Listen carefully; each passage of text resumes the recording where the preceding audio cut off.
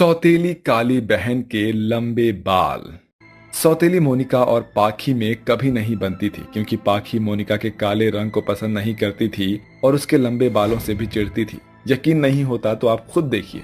8 साल की मोनिका सुबह उठकर नहा कर आती है। वो अपने लंबे बालों में तेल लगा रही थी, तभी पाखी उसकी तेल की कटोरी को फेंक देती है। अरे पाखी, तू क्या कर रही है? तूने तेल क्यों फेंक दिया? अगर कुंती माँ आ गई तो वो मुझे बहुत डांटेंगी। हाँ तो अच्छी बात है, मैं तो चाहती हूँ कि माँ तुझे डांटे। समझती क्या है तू खुद को? इतने बड़े काले लंबे बाल तो है ही, अब क्या रेपेंजल के बाल बनाएगी हमारे घर का तेल खत्म करके? जी तो चाहता है तेरे इन बालों को मैं कैंची से काट दूं। पाखी तो मुझसे ऐसे क्यों बोल रही है? क्या मुझसे कोई गलती हुई है? मैं तो तेरे खिलौने और तेरे कपड़े भी नहीं छूती हूँ। अच्छा भोली बनने का नाटक मत कर। आवाज सुनकर जब कुंती आती है, क्या है ये सब? ये फर्श पर इतना तेल क्यों गिरा हुआ है? ओ काली कलूटी, तेरा ही किया धरा है ना, ताकि मैं फिसल कर गिर जाऊं? नहीं माँ, ऐसी कोई बात नहीं है, मैं तो अपने बालों में लगा रही थी। पर पाखी, अच्छा अब तू मेरी बेटी को फंसाने के लिए उसका नाम लगा रही है? तेरी तो जुबान खींच लूंगी मैं। जल्दी से इसे साफ कर दे, वरना तेरे हाथ पैर तोड़ दूंगी। और रसोई में बर्तन भी साफ करने हैं। उसे क्या तेरी माँ साफ करने आएगी? चल जल्दी से कर। जी माँ, मैं अभी करती हूँ। ये सुनकर नम आंखों से मासूम मोनिका झाड़ू पोछा लेकर उस जगह को साफ करती है। फिर मोनिका रसोई को साफ करती है। हो गया सारा काम, माँ को बता देती हूँ। ना, सिर्फ डांट सुनवा कर मुझे मजा नहीं आया, मैं तो इसे माँ से पिटवा कर ही मानूंगी। ऐसा बोलकर पाखी फ्रिज में से एक चम्मच दाल लेकर धुले हुए बर्तन के ऊपर डाल देती है। कुछ देर बाद कुंती आती है तो गंदे बर्तनों को देखकर उसे बहुत गुस्सा आता है और वो मोनिका का जोर से कान मरोड़ देती है। क्यों री कलमुही, बड़ी बिगड़ रही है ना तू? एक काम तुझसे ठीक से नहीं होता। जरा बर्तन देख, ऐसे साफ करते हैं बर्तन? दाल लगी हुई है इस पर। आह माँ, मेरे कान में बहुत दर्द हो रहा है। माँ, मेरे कान को छोड़ दो, मैंने सच में अच्छे से बर्तन साफ किए थे। माँ, पता नहीं गंदे कैसे हो गए। आउच! बताती हूँ तुझे तेरा आउच, मैं निकालती हूँ ऐसे। कुंती को बेचारी बच्ची पर तरस नहीं आता और वो कड़छली उठाकर अपनी सौतेली काली बेटी को बहुत मारती है, जिससे उसके हाथ पैर लाल हो जाते हैं और वो बहुत रोती है। ये देखकर पाखी को बहुत खुशी होती है। अब पहुंचा मेरे दिल को सुकून। आई बड़ी कलूटन, आज के बाद मुझे एक भी काम तेरा बिगड़ा हुआ नजर आया ना तो इससे भी ज्यादा बुरी हालत करूंगी तेरी।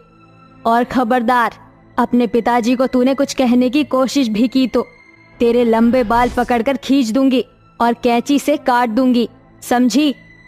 नहीं माँ, मैं कुछ नहीं बताऊंगी।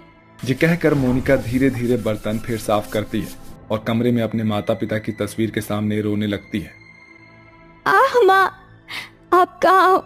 मुझे बहुत दर्द हो रहा है और पापा को भी मैं कुछ नहीं बता सकती। देखो कुंती माँ ने मुझे कितना मारा, बहुत दर्द हो रहा है। ये कहते कहते वो सो जाती है। शाम को मुकेश घर आकर मोनिका के कमरे में जाता है तो उसके हाथ पैर देखकर मन अजीब सा हो जाता है। वो कुंती से पूछता है तो कुंती झूठ बोलकर उसे चुप करा देती है। ऐसे ही कुंती हमेशा सारा प्यार अपनी बेटी को देती है और उसको नए कपड़े दिलाती है, मगर मोनिका के साथ सौतेला व्यवहार करती है। वक्त के साथ दोनों बेटियां बड़ी हो जाती हैं। कुंती अभी भी वही व्यवहार करती थी, इसके बावजूद भी काम करवाती थी। ये बात आज तक मुकेश को पता नहीं चलती है, मगर वो अपनी दोनों बेटियों से बराबर प्यार करता था। ऐसे ही एक दिन कॉलेज में समीर मोनिका को कहता है, मोनिका रुको, बस बहुत हो गया। अब मैं तुम्हें सिर्फ देखना नहीं चाहता हूँ, अपने दिल की बात कहना चाहता हूँ। मैं तुम्हें बहुत पसंद करता हूँ, बहुत ज्यादा चाहता हूँ। तुम्हारे लंबे बाल, तुम्हारी सादगी मुझे बहुत ज्यादा अच्छी लगती है। क्या तुम मुझसे शादी करोगी? क्या सच में तुम मुझसे शादी करना चाहते हो? पर मैं तो काली हूँ, फिर क्यों? मुझे फर्क नहीं पड़ता, मुझे तुम्हारी सीरत से प्यार है, न कि तुम्हारी सूरत से। ये सुनकर मोनिका समीर को गले लगा लेती है। वहीं ये नजारा देखकर पाखी आग बबूला हो जाती है, क्योंकि मन ही मन वो समीर को पसंद करती थी। लेकिन मुकेश को पता चलने पर मुकेश दोनों की शादी करवा देता है और पाखी से ये बात बर्दाश्त नहीं होती है। फिर वो समीर के छोटे भाई अबीर से शादी कर उसी ससुराल में पहुंच जाती है और वहां भी अपनी सौतेली बहन का जीना हराम कर देती है, उसके काम को बिगाड़ देती है। मोनिका अपनी सास को चाय देती है, जिसे पीकर सुनंदा उगल देती है। कमबख्त चुड़ैल काली कलूटी, तेरे लंबे बालों से मैं खुश नहीं हो जाऊंगी। भले ही मेरे बेटे ने तुझसे शादी कर ली हो, लेकिन तुझ जैसी काली बहू को मैं अपना नहीं मानती। और ये कैसी चाय बनाई है? मारना चाहती है मुझे? इतना नमक डालकर लाई है। माँ जी, आप इस कलूटी के हाथ की चाय पीकर क्यों अपने मुंह का स्वाद बिगाड़ रही हो? ये लीजिए, मैंने आपके लिए अदरक इलायची वाली चाय बनाई है, पीजिए। सीख मेरी गोरी बहू से, शर्म आती है मुझे तेरे से।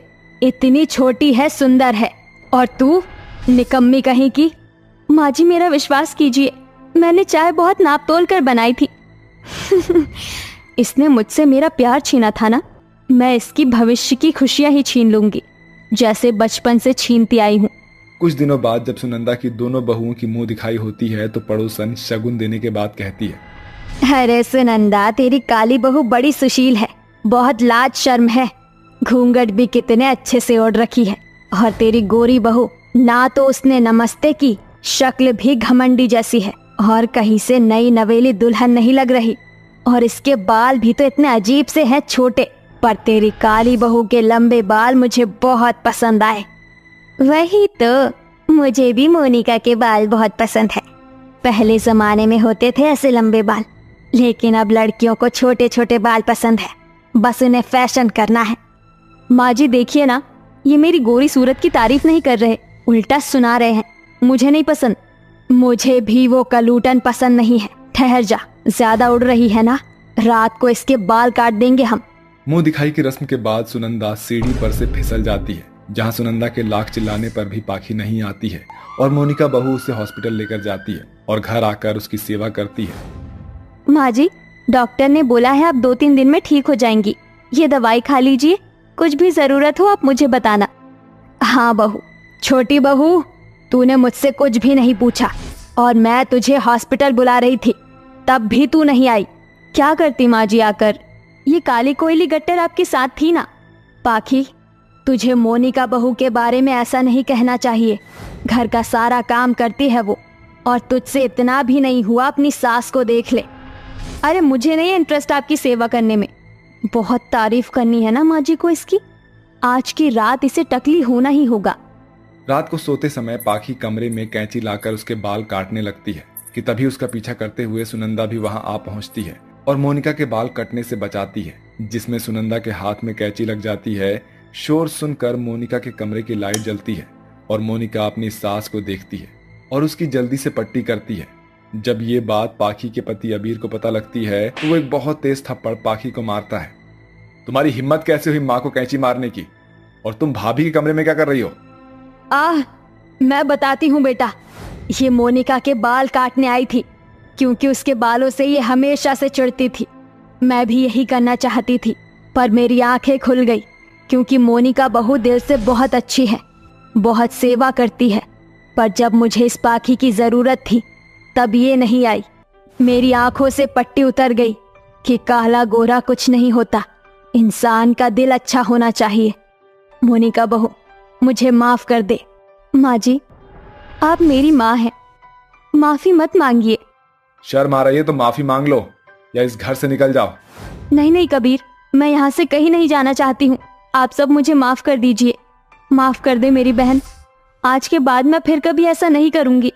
ये सुनकर मोनिका पाखी को माफ कर देती है, जिसके बाद दोनों बहनें खुशी खुशी अपने ससुराल में रहने लगती हैं। दोस्तों, कभी भी हमें किसी को उसके काले रंग के प्रति नीचा नहीं दिखाना चाहिए, वरना उसका हाल भी पाखी जैसा ही हो जाता है।